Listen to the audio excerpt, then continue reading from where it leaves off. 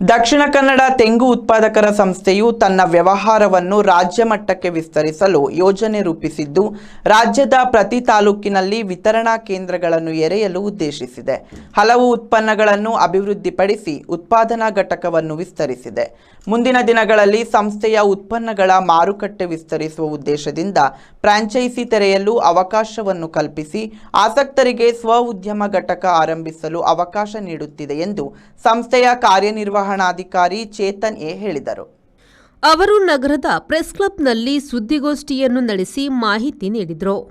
ಹೂಡಿಕೆದಾರರು, ಸ್ವಸಹಾಯ ಸಂಘ ಸೇರಿದಂತೆ ಸಂಘ ಸಂಸ್ಥೆಗಳು ಫ್ರಾಂಚೈಸಿಗಾಗಿ ಅರ್ಜಿ ಸಲ್ಲಿಸಬಹುದಾಗಿದೆ. ಪದವೀಧರರು ಅಥವಾ ಕೃಷಿ ಕುಟುಂಬದ ಸದಸ್ಯರು, ಸ್ವಸಹಾಯ ಸಂಘ, ಕೃಷಿ ಸಂಸ್ಥೆ, ಸಹಕಾರಿ ಸಂಘಗಳಿಗೂ ಅವಕಾಶ ಕಲ್ಪಿಸಲಾಗಿದ್ದು, ಒಬ್ಬರಿಗೆ ಒಂದು ಪರವಾನಿಗೆ ಪಡೆಯಲು ಅವಕಾಶವಿದೆ ಎಂದರು. ದಕ್ಷಿಣ ಕನ್ನಡ ತೆಂಗು ರೈತ ಉತ್ಪಾದಕರ ಸಂಸ್ಥೆ 3 ವರ್ಷಕ್ಕೆ ಪಾದಾರ್ಪಣೆಗೊಂಡು ಈಗ ಉತ್ತಮವಾದಂತಹ ರೆಸ್ಪಾನ್ಸ್ ಅನ್ನು ಪಡಿತಾ ಇದೆ. ಯಾಕಂತಂದ್ರೆ ಈ ಸಂಸ್ಥೆ ಆರಂಭವಾಗಿರುವಂತದ್ದು ತೆಂಗು ಬೆಳೆಯಲ್ಲಿ ಕೃಷಿಯಲ್ಲಿ ಒಂದು ವಿಶೇಷವಾದಂತಹ ನೂತನ ಶೈಲಿಯನ್ನು ತರಬೇಕು ಅನ್ನುವಂಥದ್ದು ಮತ್ತು ಗ್ರಾಮೀಣ ಭಾಗದಲ್ಲಿರುವಂತಹ ಎಲ್ಲ ಮಹಿಳೆಯರು ಮತ್ತು ಕೃಷಿಕರು ಯಾರಿದ್ದಾರೆ ಅವರಿಗೆಲ್ಲ ಒಂದು ಉತ್ತಮವಾದ ಸ್ಥಾನವನ್ನು ಕೊಡಬೇಕು ಅನ್ನುವಂಥ ಉದ್ದೇಶದಿಂದ ಅದೇ ರೀತಿ ಇಷ್ಟು ತನಕ ಅನೇಕ ಯೋಜನೆಗಳನ್ನು ಹಮ್ಮಿಕೊಂಡಿದೆ. ಈಗಾಗಲೇ ಸಂಸ್ಥೆಯಿಂದ ಆರಂಭ ಆಗಿರುವಂತಹ ಯೋಜನೆಗಳಿಗೆ ಉತ್ತಮವಾದ ಪ್ರತಿಕ್ರಿಯೆ ಕೂಡ ಇದೆ. ಆದರೆ ಸಂಸ್ಥೆಯಿಂದ ತೆಂಗಿನಕಾಯಿಯಿಂದ ಅಥವಾ ತೆಂಗಿನ ಎಲೆಯಿಂದ ಅಥವಾ ನಾರಿನ ತನಕ ಇರುವಂತಹ ಅನೇಕ ಉತ್ಪನ್ನಗಳನ್ನ ಮಾರುಕಟ್ಟೆಗೆ ಪರಿಚಯಿಸಿದೆ. ಪರಿಚಯಗೊಂಡಂತಹ ಉತ್ಪನ್ನಗಳಿಗೆ ಬೇಡಿಕೆಗಳು ಕೂಡ ಹೆಚ್ಚಾಗ್ತಾ ಇದ್ದಾವೆ.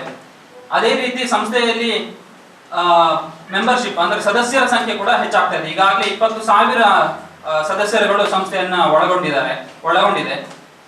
ಈ ಎಲ್ಲ ಪೂರೈಕೆಗಳನ್ನ ಮತ್ತು ಉತ್ಪನ್ನಗಳನ್ನ ಹೆಚ್ಚಿನ ಜನಗಳಿಗೆ ತಲುಪಿಸುವಂತಹ ಯೋಜನೆ ಜೊತೆಗೆ ಇನ್ನು ಅನೇಕರಿಗೆ ಉದ್ಯೋಗ ಆಗಿರ್ಬೋದು ಅಥವಾ ಅವರ ಸ್ವಂತ ಜೀವನವನ್ನು ಕಟ್ಟಿಕೊಳ್ಳಿಕ್ಕೆ ಬೇಕಾಗಿರುವಂತಹ ಸ್ಥಾನ ಏನಿದೆ ಅದನ್ನ ರೂಪಿಸಿಕೊಳ್ಳಿಕ್ಕೋಸ್ಕರ ಸಂಸ್ಥೆ ಕರ್ನಾಟಕದಾದ್ಯಂತ ಫ್ರಾಂಚೈಸಿಗಳನ್ನ ಕೊಡ್ಲಿಕ್ಕೆ ಮುಂದೆ ಬಂದಿದೆ. ಸಂಸ್ಥೆಯಲ್ಲಿ ಏನು ಉತ್ಪನ್ನಗಳೇನಿದೆ 72ಕ್ಕಿಂತ ಹೆಚ್ಚು ಉತ್ಪನ್ನಗಳಿದ್ದಾವೆ. ಸದ್ಯಕ್ಕೆ ಈಗ 32 ಉತ್ಪನ್ನಗಳನ್ನ ಮಾರುಕಟ್ಟೆಗೆ ಒದಗಿಸ್ತಾ ಇದ್ದಾವೆ.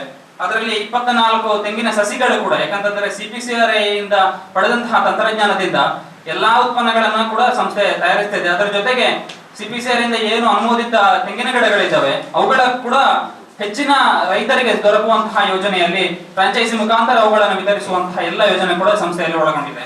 ಸುದ್ದಿಗೋಷ್ಠಿಯಲ್ಲಿ ರಾಜ್ಯ ರೈತ ಸಂಘದ ಯುವ ಘಟಕದ ಸಂಚಾಲಕ ಆದಿತ್ಯ, ಸಂಸ್ಥೆಯ ಮುಖ್ಯ ಸಲಹೆಗಾರ ಯತೀಶ್ KS ಮತ್ತಿತರರು ಉಪಸ್ಥಿತರಿದ್ದರು.